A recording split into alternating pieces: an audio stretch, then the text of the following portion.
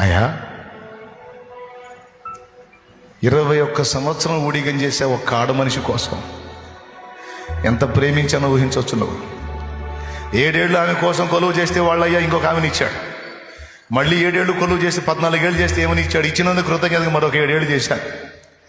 ఆ ఒక్క ఆడ మనిషి పేరు మీద 21 సంవత్సరం ఖర్చు పెట్టిన ప్రేమికుణ్ణి, అంత ప్రియమైన భార్యను కూడా వదిలేశాను ప్రభువా నీకోసం. నా పిల్లలు, భార్యలు, ఈ సంపద, మందలు నాకు ఏవి పట్టట్లా. నాకు నువ్వు కావాలి.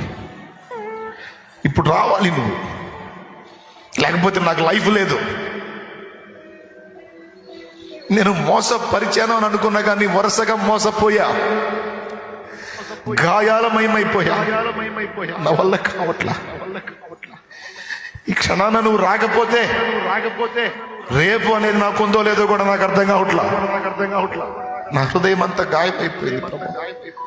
నా బ్రతుకు శూన్యమైపోయింది ప్రభు. సొంత వాళ్లే శత్రువులై నా ప్రాణము తీయగోరుచున్నారు.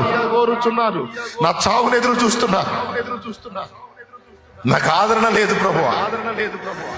నాకు ఓదార్పు లేదు ప్రభు. ఆశీర్వాదం పొందాను అనుకున్నాను కానీ శాపం పొందినట్టుంది నా బతుకు. నా కోసం